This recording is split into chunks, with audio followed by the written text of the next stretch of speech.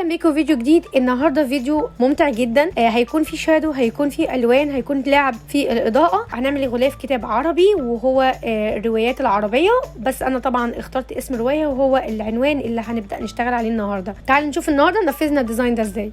اول حاجه قصادنا دلوقتي الارقام اللي المفروض نشتغل عليها، وهي عرض الكتاب. احنا دلوقتي دي المفروض الغلاف الاولاني، يعني غلاف واحد بس هو دي الارقام بتاعته. خلينا نقول ان الغلاف الامامي بس هو هيكون العرض 2260، والارتفاع طبعا سواء كعبه او الغلاف هيكون 2975. فاحنا هنضرب دلوقتي، احنا عايزين دلوقتي 2 عرض، يعني 2 في 2260 عشان يبقى عندنا غلاف امامي وغلاف خلفي، وزائد ال 105 اللي هي الرقم المفروض اللي احنا عايزينه تبع الكعب. طبعا الارتفاع زي ما قلنا موحد 2975. طيب خلينا نشوف دلوقتي احنا هنشتغل عليها ازاي. احنا المفروض ان الغلاف او المساحه بتاعتنا دلوقتي هي هنا قصادنا 2260 في ارتفاع 2975 بس. فاحنا دلوقتي هنضرب رقم العرض في 2 وكمان هنعمل زائد 105. هندوس ايمج وهنختار كانفاس سايز، وهنبدا احنا طبعا بالاله الحاسبه المفروض ان احنا جمعنا وضربنا كل التفاصيل دي.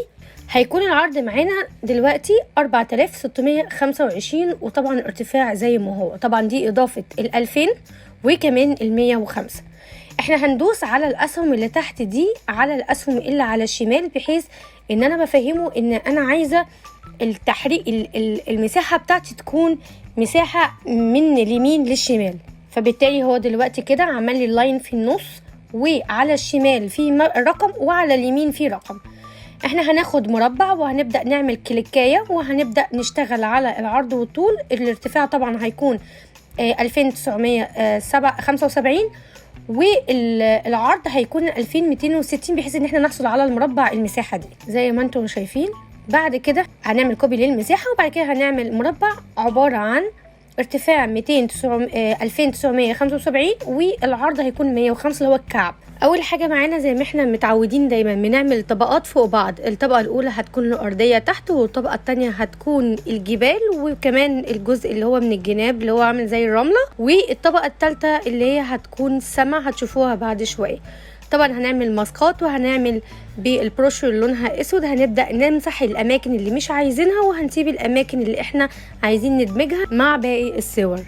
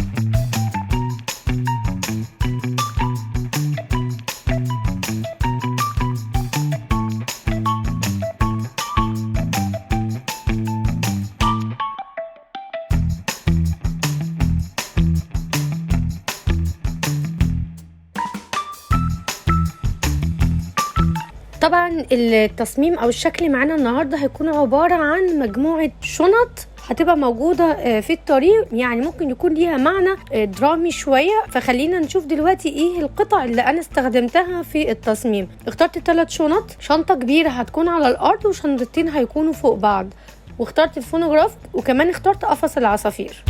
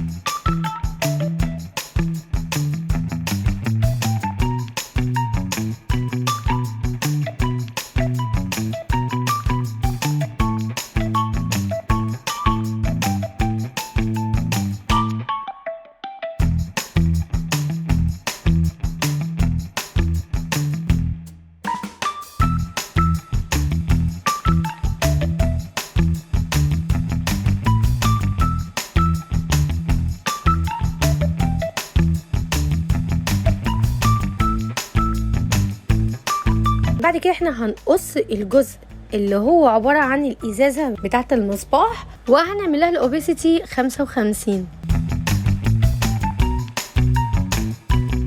هنجيب الطيور دي وهنبدأ نصغرها، نحطها من بعيد فوق.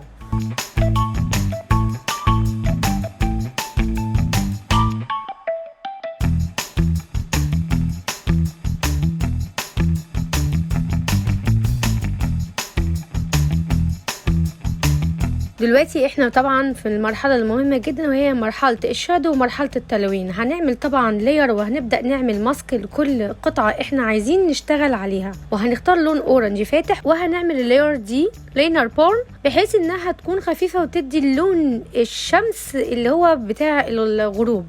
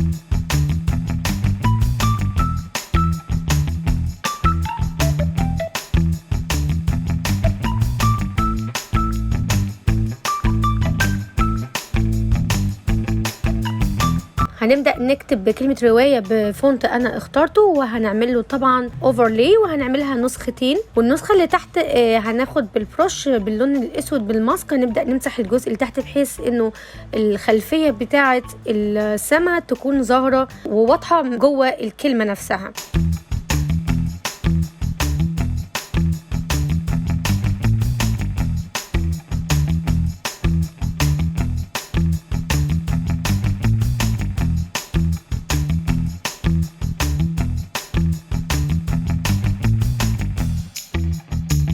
هنكتب رواية عربية باللغة الإنجليزية حروف متقطعة، وهنبدأ نعمل جريدنت وهنعملها باللون الأورنج، وهنسحب من تحت لفوق وهنغير المود بتاعها. سبتراكت كتبنا رواية عربية من فوق باللون الأزرق.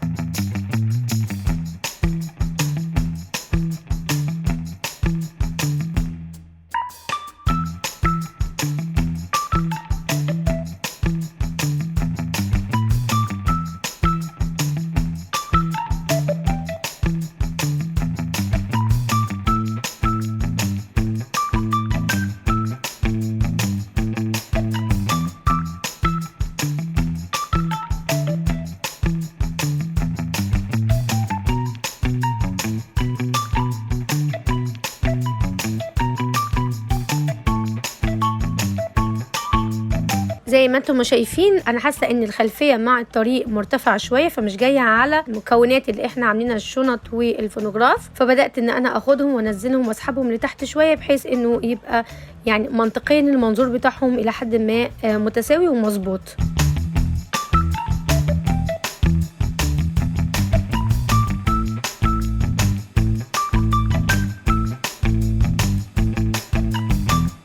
نعمل الدايره باللون الابيض، وهنكتب الطبعه الثانيه او الطبعه الاولى. دي دايما بتبقى ختم بيبقى موجود في اغلفه الكتب اللي بتبقى موجوده معمول لها كذا طبعه، يعني اتطبعت كذا سنه.